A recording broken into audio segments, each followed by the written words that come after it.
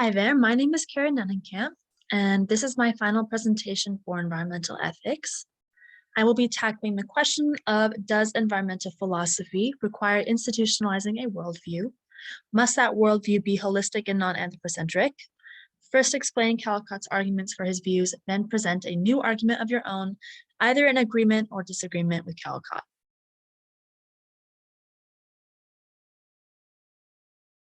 I first want to give a general roadmap for where I'm going with this presentation.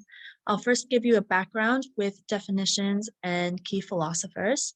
Then I will identify the stakes, then talk about the philosophy, and then I'll give my general argument. I also want to start by giving my broad thesis so you can understand kind of how I'm framing all of this. And in answering that question posed at the beginning, I had come up with my answer of holism is needed in order to produce a society that does not actively harm the living environment in the long term. But a more anthropocentric approach may be needed in the short term to initiate and motivate change. With that in mind, we'll move on to the background and definition of key terms. I wanted to start by talking about convergence theory. And in the context of environmental ethics, this theory states that all of the traditional ethical theories will converge on the same answer, that people acting in a way that harms the Earth's processes are acting immorally, and that all people, individually and collectively, have a moral obligation to pursue actions and policies that are more sustainable. For holism and land ethic, I kind of push them together because they're very similar and related. Holism describes a type of ethical theory that defines systems as the main unit of moral concern, as opposed to just individuals. The land ethic is a type of holistic ethical theory that specifically defines any action that contributes to the health, functioning, and beauty of the natural environment as morally good. The land ethic prioritizes systems and communities, like other holistic theories, over individuals or even species, and is inherently non-anthropocentric.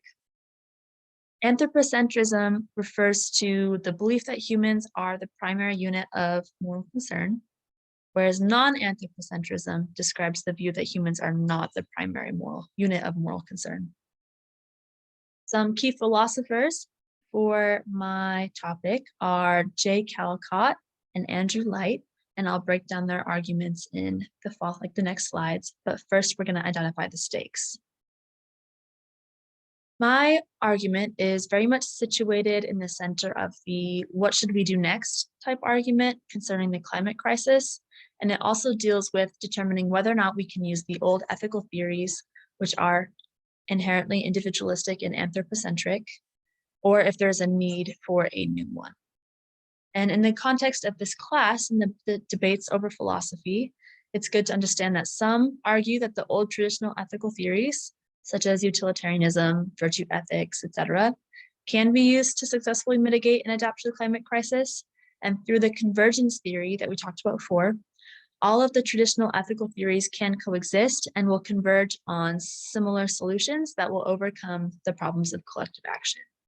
On the other end of that argument, some claim that none of the traditional ethical theories could provide a solution that would converge with the other theories. While the old theories might align once in a while in regard to smaller scale problems, like in the white-tailed deer example, they won't converge when looking at large scale problems. And moving on to explaining the philosophy of my first key philosopher, Callicott, I have his arguments presented in the premise conclusion form on the left and right here. So starting with the first one on the left, the first premise is if the goal of environmental philosophy is to effect sustainable change, then it must institutionalize a new worldview. Some explanation for this premise: in order to achieve long-lasting and systemic change, the culture of individualism has to change to a culture of holism. This is because if the culture isn't shifted towards holism, any sort of sustainable change or action that's made is at risk of being reversed later because those holistic values aren't commonly held and respected.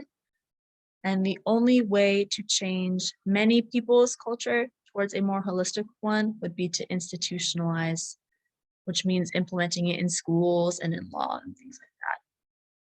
Second premise, the goal is to affect sustainable change. I thought it would be good to narrow the definition here to have sustainable change is change that can be sustained without leading to damage both to people and to the environment. And then again, the conclusion, which is therefore it must institutionalize a new worldview. And for the second one, the first premise, if the goal of philosophy is to affect sustainable change, then it must take a non-anthropocentric approach. The idea here is that an anthropocentric approach can only value human things and it won't necessitate the prioritization of whole systems. And again, all of those old traditional ethical theories are historically anthropocentric, which means that they won't really provide the philosophical infrastructure per se to value things like whole systems over, and sometimes at the expense of individual beings. And then again, the second premise is the goal is to affect sustainable change. And the conclusion is therefore must take a non-anthropocentric approach. For Andrew Light, he didn't have such a clear-cut premise conclusion form to what he was talking about. So I went through his paper and kind of laid out all of the main arguments that he presented. His main focus was that in order to convince someone to do something, you need to frame your argument according to their values. And most people are anthropocentric and they value human things. And so you kind of have to work on framing your arguments in an anthropocentric way. Andrew Light thinks that the role of philosophy should be to talk about things that will motivate people to do something to change policy and attitudes around environmental problems. He would be against people in the ivory tower, kind of relating that back to Raleigh. And then he kind of coined the term enlightened anthropocentrism and talked about convergence through argument. Andrew Light really believes that you can value holism and you can value non-anthropocentrism, but in order to actually convince people to do something, you need to frame your arguments through anthropocentrism. And then this is my very large thesis. I'm sorry it's so long, but my argument is that in light of the absence of convergence among the different traditional ethical theories, a more radical and holistic theory is needed in the long term in order to produce a society that does not actively harm the living environment.